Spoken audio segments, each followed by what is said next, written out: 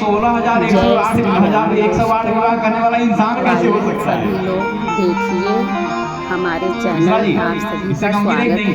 आइए देखिए दोस्तों, सभी 16,108 विवाह कोई इंसान इतना विवाह कर सकता है? और एक बात भागवत इतना सभी टांडव लोग के बारे में मचाएगा कि देखिए। जाने जय श्री राम की दोस्तों, कोर्ट कचहरी हमारे थाना चैनल सब में दिखाई सभी लोग का स्वागत है। काम आई गलती नहीं बोलता ही यही बात होती है। इसलिए भगवान के विषय में आक्षेप मत करो। भगवान कर तुम अन्यथा कर तुम समर्थो कुछ भी कर सकते हैं, इसीलिए तो भगवान हैं। वो सब कुछ कर सकते हैं इसीलिए वो भगवान हैं। हम कुछ कर सकते हैं इसीलिए इंसान हैं। एक सखी धीरे से बोली सीता जी, तो तुमको तुम्हारी मैया ने क्या करने को भेजा था? पूजा करने के लिए। यही पूजा तुम कर रही हो। देखो वही लेके आई, अब वही फिर महका रही है। जब वहां पूजा मन लगा था ताकि मन को राम जी में लगा दिया, और राम जी का मन लगा करे चलो पूजा करने के लिए। बार बार भगवती को लेकर राष्ट्र सखियां चलती हैं, तो पीछे से दूसरी सखी बोली राम जी से, हमको पता है आप दोनों को जाने का मन नहीं, लेकिन चिंता मत करो। पुनिया उबयही बेरिया काली, कल मैं फिर इसी समय सीता जी को लेके आऊंगी। और अस कही मन बिहसी कयाली। भगवती सीता आई, मां की आराधना की, मन जाहि राचे हो मिलहि सो बरु सहज सुंदर सांवरो। भगवती ने वरदान दिया, सुनु सिय सत्य आशीष हमारी, और पूजहि मन कामना तुम्हारी। ये प्रसंग बड़ा अद्भुत है, मैं बहुत संक्षेप में कह रहा हूँ, बड़ा सार तत्व है इसमें। कम से कम 2 दिन तो कम से कम अगर फुलवारी भाषण कहने को मिले तो इसके रस में थोड़ा सा आनंद आए। देखिए, जब भगवती ने पार्वती जी का पूजन किया तो पार्वती जी ने क्या आशीर्वाद दिया कि पूजहि मन कामना तुम्हारी। और भगवती के गले की जो माला थी वो भगवती सीता के गले में चली गई। खसी माल मूर्ति मुस्कानी। तो सीता जी को भी यही आशीर्वाद मिला कि पूजे मन कामना तुम्हारी मनोकामना पूर्ण हो। और जब राम लक्ष्मण फूल तोड़ के गुरु जी के पास गए तो राम जी ने सारी घटना गुरु जी से कह दी। राम कहा सब कौशिक पाही, सरल स्वभाव छुअल छल नाही। अगर हम आप किसी कन्या से कहीं मिल के आए, किसी मिलन हो जाए, तो आके माई बाबू गुरु जी से सीधे सीधे सब बता देंगे ओरिजिनल बात। अगर सब कुछ दिखाना ही होता तो व्हाट्सएप पे इतना ज्यादा वो पासवर्ड क्यों लगते हमारा, है ना? पासवर्ड नहीं लगता। इसका मतलब हम कपट कर रहे हैं, लेकिन राम जी के अंदर कपट, क्योंकि खुद ही कहते हैं वही कपट छल छिद्र लगावा। तो राम कहा सब कौशिक पाही, सब कह दिया। क्यों सब कह दिया?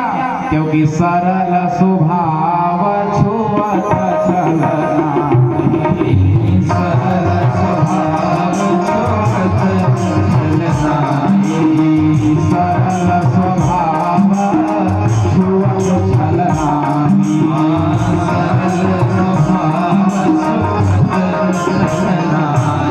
भगवान का स्वभाव अत्यंत सरल है, उनको छल स्पर्श भी नहीं कर सकता। ध्यान दीजिए, सरल में 3 अक्षर है, स र ल। और हम सरल कब होंगे? बोले जब भगवान की कृपा होगी। स मतलब सीता, र मतलब राम, और ल मतलब लक्ष्मण।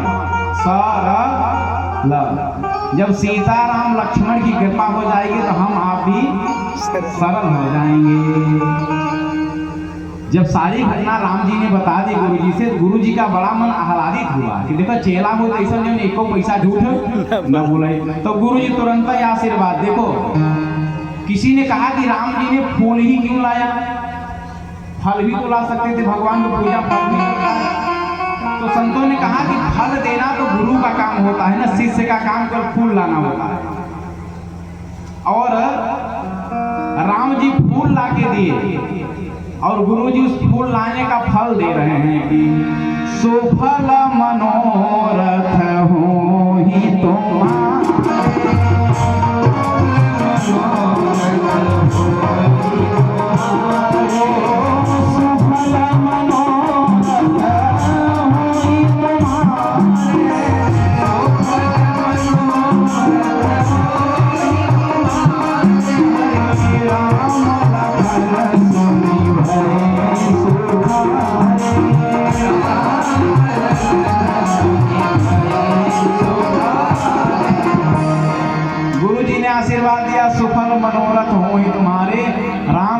सुनी भय, दोनों बड़े भाई सुखी हो गए। अब ये सब प्रसंग चल ही रहा था, तब तक धनुष यज्ञ का भी आयोजन था। सतानंद जी महाराज की आज्ञा हुई, विश्वामित्र के साथ दोनों भाई आए। दोनों भाइयों का उत्कृष्ट सिंहासन मिला, सारे राजा विराजमान हैं, महाराज जनक विराजमान हैं। बंदी जनों ने अपनी घोषणा की कि जो इस धनुष को आज प्रत्यंचा चढ़ाएगा,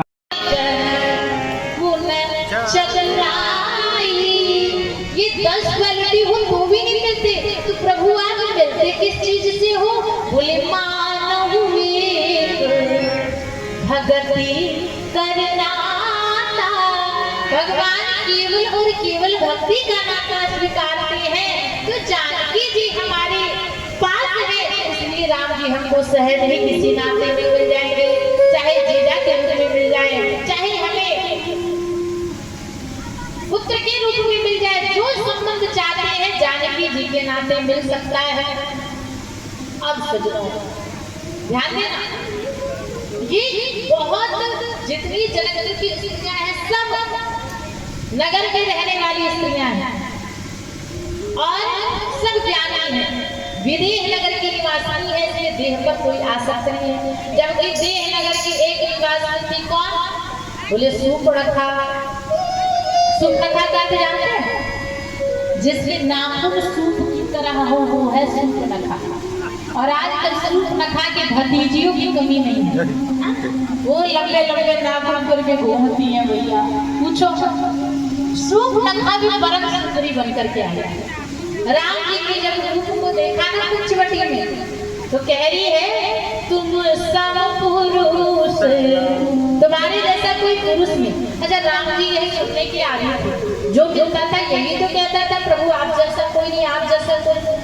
पर कहा नमो सम नारी, मेरे जैसे कोई स्त्री नहीं। और यह संयोग विधि रचा विचारी, विधाता ने इस संयोग को रच रखा है। राम जी ने पूछा तुम यहाँ क्यों आई हो? सूर्पणखा ने कहा सुनो, मैं अपने लिए वर ढूंढने के लिए निकली। भगवान राम ने कहा क्या तुम्हारे माता पिता ने तुम्हारे लिए लड़का नहीं ढूंढा क्या? सूर्पणखा बोली हम लोग विदेशी हैं और हमारे लिए माता पिता लड़का नहीं ढूंढते, हम लोग खुद ही ढूंढ लेते। तो कहा कोई मिला?